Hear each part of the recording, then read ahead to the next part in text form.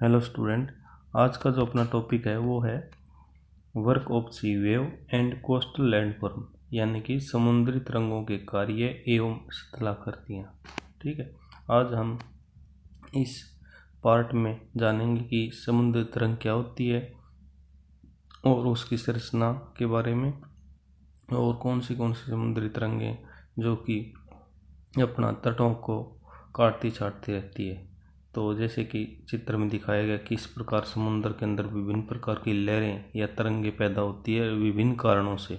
ठीक है, तो इस पार्ट में हम प्रमुख रूप से तरंग के बारे में जानेंगे कि तरंग क्या है और किस प्रकार उसके कौन से पार्ट होते हैं, कैसे बनती है और कितने प्रकार की पाई जाती है और उनका कार्य क्या है। ठीक है, तो देखिए आप, सबसे पहले हम इसके बारे में कुछ प्रमुख बातें जान लेते हैं। जो अपना समुद्री तरंगे हैं वो अन्य अनाच्छादन के जो प्रक्रम है उनकी भांति समुद्री तटों पर विभिन्न प्रकार के तीनों कार्य, यानी कि अपर्दन और उस अपर्दित सामग्री का परिवहन और अंत में उसका निक्षेपण करती है। यानी कि अपर्दन, परिवहन और निक्षेपण तीनों ही प्रकार के अपना कार्य समुद्री तरंगे अपना तटों पे या समुद्र के अंदर करती है। तो इसके बारे में कुछ प्रमुख बातें वो जान लेते हैं। पहले, तटीय भागों में समुद्र एक अनाच्छादन का एक अत्यंत शक्तिशाली कारक है। भारत के पश्चिमी तट को देखकर विश्वास नहीं होता कि समुद्री लहरों की चट्टानों पर मारक क्षमता इतनी प्रचंड भी हो सकती है। वायुजनित लहरों, धाराओं और ज्वार भाटा तथा सुनामी के माध्यम से समुद्री जल अपने तटों को निरंतर काटता बनाता रहता है। समुद्री तटों के इस कटाव और जमाव के परिणाम स्वरूप अनेक प्रकार की स्थलाकृतियों का जन्म होता है। जैसे बताया कि अनाच्छादन के अन्य जो कारक उसकी भांति समुद्री तरंगे भी अनाच्छादन का एक प्रमुख कारक है। और दूसरा, भारत के जो पश्चिमी तट है उसको देखकर इस बात का विश्वास नहीं होता कि समुद्री लहरें इतनी प्रचंड शक्ति वाली हो सकती हैं। ठीक है, इसके अलावा ये जो लहरें होती है वायुजनित, यानी कि वायु द्वारा ये उत्पन्न होती है। इसके अलावा सी करंट या ओशियनिक करंट, समुद्री धाराएं, ज्वार भाटा, टाइडल जो वेव है, और उसके अलावा सुनामी, इनके माध्यम से भी बहुत ज़्यादा मात्रा में अपर्दन होता है। कम समय में ही ज़्यादा अपर्दन, क्योंकि तेज़ी से आती है, बड़ी लहरें होती है और थोड़े समय में ही तटों का ज़्यादा अपर्दन कर देती है। ठीक है, तो इस अपना अपर्दन से जो है सामग्री तैयार होती है, उस सामग्री को तटों के ऊपर अपना ट्रांसफ़र करके या उसको उसका परिवहन करके अपना जो समुद्री तरंग है वो विभिन्न प्रकार के स्थला रूपों को जन्म देती, निक्षेपण करके और कुछ अपर्दन करके। ठीक है, अब आगे देखिए, सबसे पहले हम जान लेते हैं कि जो समुद्री तरंग है वो क्या है। ठीक है, सी वेव, समुद्री तरंग, the up and down movements of water in the sea are known as the sea wave. यानी कि समुद्र के अंदर, जैसे नीचे हिंदी में भी इसको ट्रांसलेट करके लिखा गया है ताकि किसी प्रकार को समझने में हमें दिक्कत ना आए। समुद्र में पानी के ऊपर और नीचे की गतिविधियों को समुद्री लहर कहते हैं। कहने का अभिप्राय ये है कि जो जल है हमारा, वो समुद्र के अंदर उसके ऊपर जो वायु है वो क्या करती है, वायु अपना उसके ऊपर रगड़ खाती है, फ्रैक्शन करती है और दबाव डालती है। इस रगड़क और दबाव से, यानी कि फ्रैक्शन और प्रेशर की वजह से जो जल है वो क्या है, ऊपर नीचे होने लग जाता है। वायु के झोंकों से जल के अंदर क्या हो जाते हैं, जल की सतह पर असमान भार पड़ता है, जिससे कि जल का कुछ भाग ऊपर उठ जाता है और कुछ नीचे रह जाता है। तो ये इस प्रकार ऊपर और नीचे उठे भाग को ही हम अपना क्या कहते हैं, जल तरंग कहते हैं। तो इस प्रकार ये सामान्य रूप से क्या होता है कि जो अपना वायु है उसके फ्रैक्शन तथा दाब से या प्रेशर से, फ्रैक्शन तथा प्रेशर या रगड़ के और दाब से जल के ऊपर और नीचे होने की वजह से जो लहर पैदा होती है या तरंग, उसी को हम समुद्री तरंग कहते हैं। ठीक है, आगे देखिए,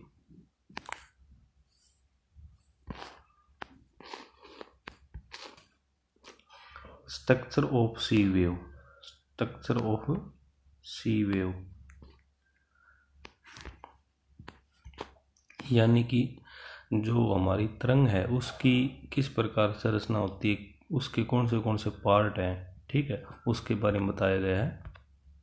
ठीक है, जैसे देखिए ये जो अपर पार्ट है, ऊपर वाला हिस्सा, इसको कहेंगे हम क्रस्ट, और नीचे वाले को तो यानी कि हिंदी में इसको तरंग का शीर्ष कहेंगे, और ये नीचे वाला अपना तरंग का गर्त होगा यहाँ। और इस प्रकार ये जो है एक शीर्ष से दूसरे शीर्ष तक, ये जो है ये है वेवलेंथ यानी कि तरंग की लंबाई। ठीक है, और ये वेव वेलोसिटी एंड डायरेक्शन, ये तरंग की डायरेक्शन है। और जो वेलोसिटी है, वेलोसिटी मतलब इसका एक सिरे से दूसरे या एक गत से दूसरे गत के बीच गुजरने का जो टाइम है उसको हम अपना क्या कहेंगे, वेव वेलोसिटी। ठीक है, तरंग की जो गति है वो कितनी गति से तरंग गुजर रही है। एम्पलीट्यूड यानी कि एक सिरे से यहाँ से और यहाँ तक की जो अपना इसकी ऊंचाई है उसको अपन इसका क्या कहेंगे, एम्पलीट्यूड या इसकी हाइट। ठीक है, वेव हाइट। और ये अपना नीचे दिखाया गया है, ये वाटर की डेप्थ दिखाई गई है, ये सी लेवल है। ठीक है, ये ओशनिक फ्लोर है। तो इस प्रकार ये जो है तरंग की अपना क्या है, ये तरंग की स्ट्रक्चर है, या अपना तरंग की जो संरचना है या तरंग के जो पार्ट है उसके बारे में बताया गया, किस प्रकार अपना तरंग के पार्ट्स होते हैं और वो किस प्रकार से हम उसको आइडेंटिफाई कर सकते हैं या उसको डिफाइन कर सकते हैं। तो ये जो तरंग है ये हवा के दबाव से और उसके फ्रैक्शन से बनी हुई है, कि हवा जब प्रेशर डालती है और उसके फ्रैक्शन से क्या होता है, जल जैसे कि देखो लहर के रूप में ऊपर नीचे हो चुका है, और इसके अंदर कुछ हिस्से नीचे और कुछ ऊपर है। जो ऊपर वाला हिस्सा है उसको अपर पार्ट को हम कहेंगे अपना क्रस्ट या क्रस्ट ऑफ वेव या तरंग का शीर्ष, और जो नीचे वाला हिस्सा उसको तो अपना वेव या सी वेव यानी कि जो अपनी तरंग है उसका गर्त कहेंगे। ठीक है, और एक क्रस्ट से दूसरे क्रस्ट या फिर एक शीर्ष से दूसरे शीर्ष तक की जो लेंथ है उसको वेव लेंथ या तरंग की अपना लंबाई कहेंगे। और एक गर्त से या दूसरे गर्त तक भी हम तरंग की लंबाई ले सकते हैं।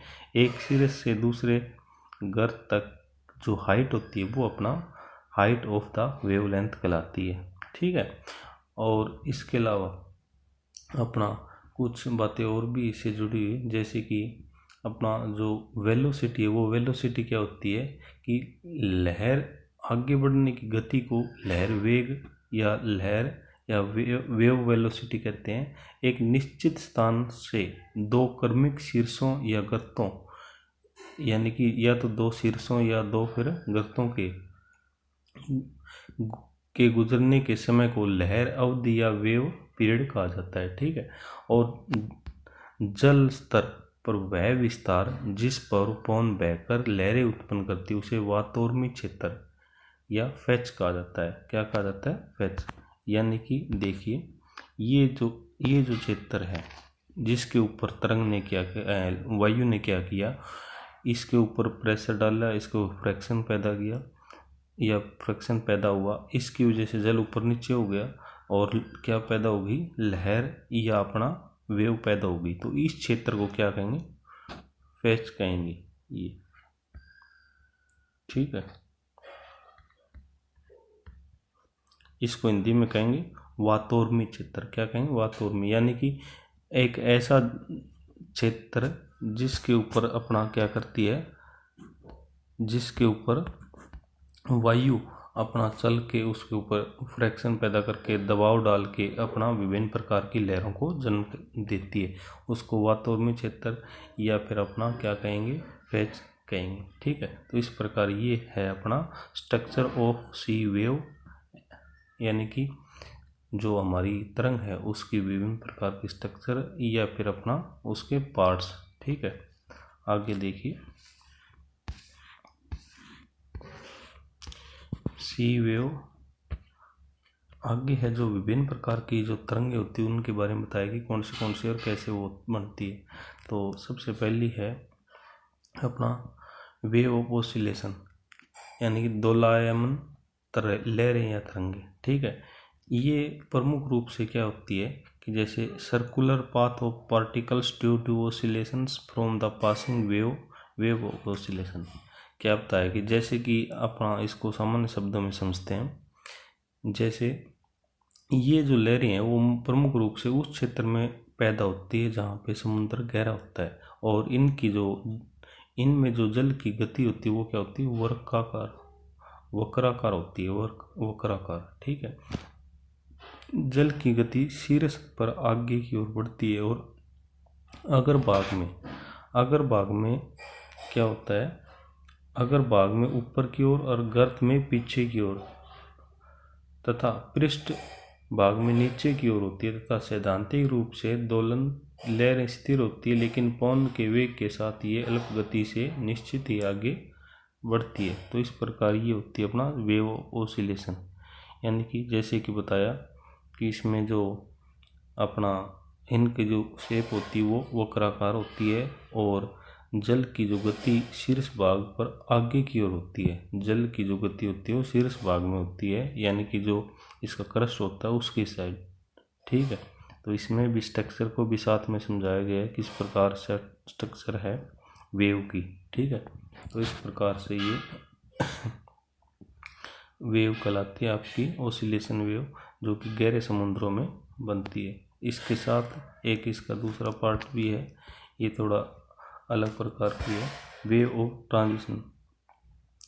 जैसे कि इसमें पूरी वेव की स्ट्रक्चर दिखाई है, सवास, सरप, ब्रेकर और वेव मूवमेंट, यानी कि the friction interaction of wave with the step cause particle orbital circle to stretch as wave energy dissipated after the wave breaks the remain to the wave moment as the static surf until spread on the beach as सवास।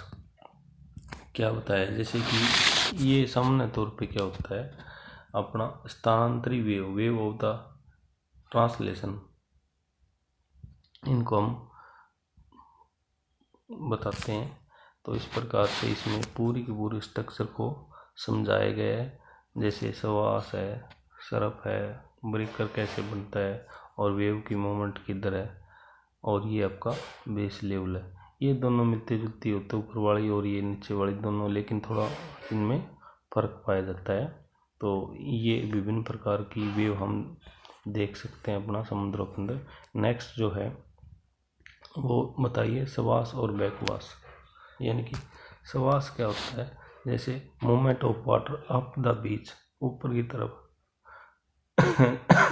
जो movement है, गति है बीच के ऊपर, वो आपका सवास कहलाता है सामान्य तौर पे। और वर्सेज यानी कि बैकवास में क्या होता है, मूवमेंट ऑफ वाटर डाउन बीच, यानी कि डाउन साइड में होता है इसका, जैसे दिखाया ये ऊपर की ओर बढ़ रहा है जल और इसमें नीचे की ओर। तो इस प्रकार एक में तटों की तरफ बढ़ रहा है, एक में वापस आता है। ठीक है, इस प्रकार से ये सामान्य तौर पे चित्र में हम देख सकते हैं कि किस प्रकार जल अपना तटों की तरफ बढ़ रहा है। दूसरे चित्र में बैकवास में जल क्या है, वापस तटों से समुद्र की ओर लौट रहा है। तो इसको अपना सामान्य शब्दों में और भी अच्छे से समझ सकते हैं कि तट की ओर गहराई कम होने के कारण तली से रगड़ खाती हुई स्थानांतरित तरंग की गति में रुकावट पैदा होती है, और फलस्वरूप तरंग की ऊंचाई अधिक और लंबाई कम होने लगती है। तरंग टूटकर तट की ओर बढ़ती है।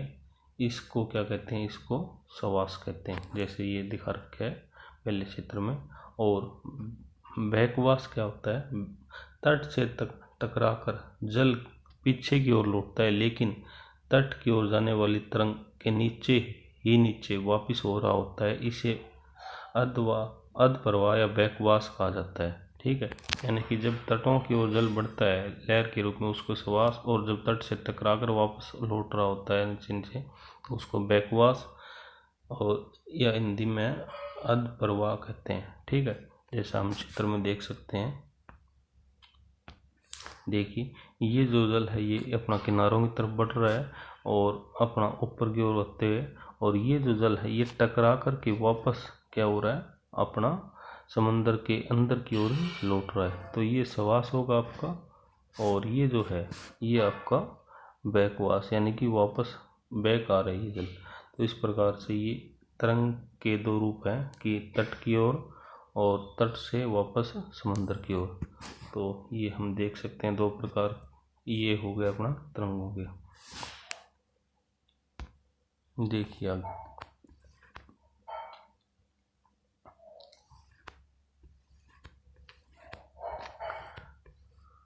टाइड्स वेव, यानी कि जो अपना समुद्र में ज्वार बैठाता है, समुद्र के अंदर ज्वार वगैरह उठते हैं, यानी कि जल एक अंतर क्रम में ऊपर की ओर और अपना नीचे की ओर, यानी कि जल के अंदर अपना एक बार तो जल स्तर बढ़ता है और एक बार जल स्तर घटता है। ये सूर्य और चंद्रमा की वजह से और पृथ्वी की प्रभाव की वजह से इस प्रकार का अपना प्रक्रिया घटित होती है। तो इसकी वजह से भी छोटे स्तर पे बड़े स्तर पे क्या होता है कि विभिन्न प्रकार की तरंगें या लहरों का जन्म होता है, जिसको अपन क्या कहते हैं, अपना टाइड्स वेव, जिसको अपन क्या कहते हैं, टाइड्स वेव। ठीक है, तो इस प्रकार ये है आपकी टाइड्स वेव, जो कि अपना विभिन्न प्रकार की ज्वारी तरंगें कहलाती है आपकी, और ये सूर्य चंद्रमा और अपना पृथ्वी के अपना सामूहिक प्रभाव से उत्पन्न होती है। और इनके द्वारा भी ये जो तट है इसके ऊपर अपर्दन यानी कि इरोजन और उसके साथ साथ अपना ट्रांसपोर्टेशन और डिपोजिशन, तीनों ही प्रकार के कार्य क्या किए जाते हैं। ठीक है, तो इस प्रकार से ये अपना जो टाइड्स अपना है वेव, उनके द्वारा भी अपर्दन, परिवहन और निक्षेपण का कार्य किया जाता है। मात्रा इनकी कम ज़्यादा हो सकती है कि कोई दूसरी तरंगें वो ज़्यादा करती हो, ये हो सकता है कम करती हो, लेकिन ये करती ज़रूर है। ठीक है, नेक्स्ट देखिए, नेक्स्ट है सुनामी। सुनामी जो लहरें होती है वो क्या होती है, किस प्रकार से होती है। सुनामी जो लहरें होती है वो अपना ये सुनामी, ठीक है, ये सुनामी मुख्य रूप से ज्वालामुखी फट गया कहीं पे, या फिर कहीं पे भूकंप आ गया, अर्थक्वेक्स, ठीक है, या कोई और घटना घट गई पृथ्वी के अंदर जिसकी वजह से कंपन पैदा हुआ पृथ्वी के अंदर, उसकी वजह से समुद्र के अंदर बड़ी बड़ी क्या उठती है, लहरें उठती है, जैसे दिखा रखे है। और वो इनकी हाइट लगभग 30 से 40 मीटर के लगभग पाई जाती है। इससे अधिक भी हो सकती है और इससे कम भी हो सकती है। ठीक है, तो अलग अलग वो तो डिपेंड करता है कि किस प्रकार की घटना घटी जिसकी वजह से लहरें पैदा हुई है। ठीक है, तो ये अपना जो लहरें होती है वो बहुत ऊंचाई वाली होती है, और इनकी वजह से क्या होता है, जल बहुत ऊंचाई तक जाता है और फिर समुद्र से किनारों की तरफ बढ़ता है और किनारों पे बहुत ज़्यादा भयंकर तबाही मचाता है। इस प्रकार की तरंगें जापान में आई थी जिनको सुनामी कहा गया, और बाद में और कई कंट्रीज़ के अंदर इस प्रकार की लहरें देखने को मिली। ठीक है, तो ये जो सुनामी होती है ये थोड़े समय में, ये सुनामी जो होती है वो क्या करती है, थोड़े समय के अंदर ही बहुत ज़्यादा जल को किनारों की ओर धकेल देती है, और किनारों पे जो भी अपना मानव बस्तियां हैं या जो भी चीज़ें, उनको बहुत ज़्यादा नुकसान होता है इनकी वजह से, क्योंकि इनके अंदर इनकी शक्ति जो होती है वो बड़ी प्रचंड होती है, बहुत तेज़ गति से आती हैं और बहुत अधिक मात्रा में जल लेके आती है। तो वो सारा का सारा क्या है, तहस नहस करके चलती है, जिसकी वजह से तटों पे रहने वाले स्थानीय लोगों को बहुत ज़्यादा मात्रा में क्या होता है, नुकसान होता है। तो इस प्रकार ये जो पैदा होती है प्रमुख रूप से आपकी, एक तो भूकंप की वजह से या समुद्र तली में ज्वालामुखी फूटने की वजह से, और इनकी हाइट लगभग 30 से 40 मीटर बताई गई, इससे ज़्यादा बड़ी भी हो सकती है। और ये जो है लगभग लगभग 400 मील प्रति घंटा या इससे कम या ज़्यादा स्पीड वाली हो सकती है। ठीक है, तो इस प्रकार ये जो तरंगें सबसे खतरनाक बताई गई है, जो कि सबसे ज़्यादा नुकसान करती है। एक बात और नोट करने वाली, ये जो तरंगें थोड़े समय में ही तटों का बहुत ज़्यादा अपरदन कर देती है या तटों को भाकर ले जाती कई बार तो, और वहाँ पे विभिन्न प्रकार के जो सामग्री है उनको अपने साथ भाग कर के ले जाती है, क्योंकि इनकी स्पीड ज़्यादा है, पानी की मात्रा भी ज़्यादा है। तो इस प्रकार अपना सबसे ज़्यादा जो अपरदन करती थोड़े समय में, वो अपना समुद्र के अंदर पैदा होने वाली जो सुनामी है उनके द्वारा होता है। तो इस प्रकार ये विभिन्न प्रकार की जो तरंगे हैं वो हमने इसके बारे में अध्ययन किया। एक बार हम इस सभी को थोड़ा रिवाइज कर लेते हैं कि कौन सी प्रकार की तरंगे हैं और तरंग क्या होती है, कहाँ पैदा होती है और कैसे पैदा होती है। देखिए, आज का जो अपना टॉपिक है वो है अपना work of sea wave and coastal landform, यानी कि समुद्री तरंगों के कार्य एवं तटीय स्थलाकृति। जो समुद्र के अंदर तरंगें पैदा होती है वायु जनित, वायु से, तो उनके द्वारा क्या होता है, समुद्र के ऊपर 3 प्रकार के कार्य किए जाते हैं। कौन से कार्य? अपना इरोजन का कार्य, इरोजन का कार्य, और ट्रांसपोर्टेशन का कार्य, और तीसरा जो है वो डिपोजिशन का कार्य। ठीक है, ये तीनों प्रकार के कार्य अपना समुद्र के तटों पे कौन करती है? समुद्री तरंगें करती है। ठीक है, और इनसे फिर जो सामग्री का अपरदन करती है उसको फिर क्या करती है? उसका परिवहन करती है और उसका निक्षेपण करती है। कुछ स्थलाकृतियाँ क्या बनती है?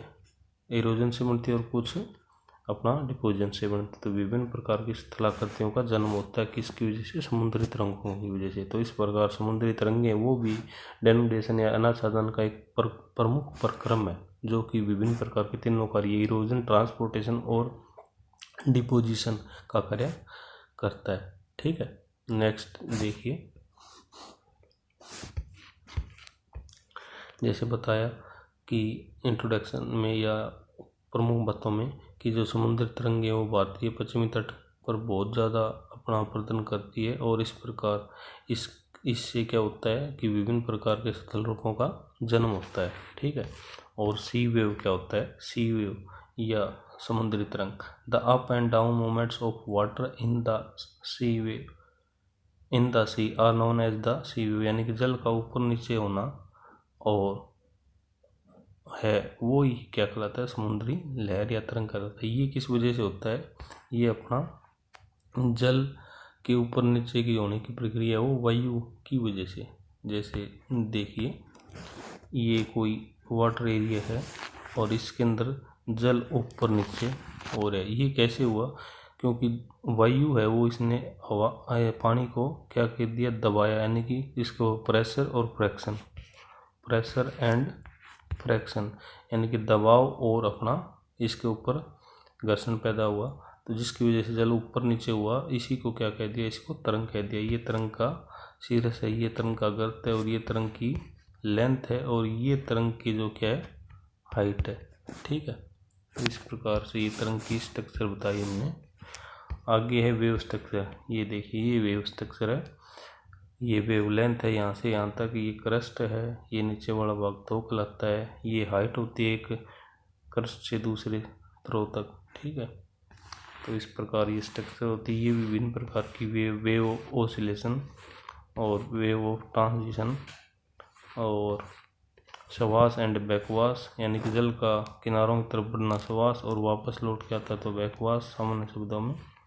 और टाइड वेव, यानी कि जो ज्वारीय तरंगें पैदा होती है, ज्वार भाटे या पृथ्वी या सूर्य और चंद्रमा के अपना सामूहिक प्रभाव से उनको ज्वारीय तरंग भी कहते हैं। सुनामी, जो कि बहुत ही खतरनाक होती है, जो पृथ्वी के अंदर भूकंप या ज्वालामुखी या अन्य किसी कारण से पैदा हो सकती है। तो इस प्रकार से ये जो तरंगें काफ़ी नुकसानदायक है। तो इस पार्ट में हमने प्रमुख रूप से जो समुद्री तरंगें उनका किस प्रकार का कार्य है और वो कितने प्रकार की होती है और उनका जो स्ट्रक्चर है या उनकी जो संरचना कैसी है या उनके पार्ट्स कौन से हैं उसके बारे में हमने चर्चा की या अध्ययन किया। तो इस वीडियो में इतना ही। धन्यवाद सभी का।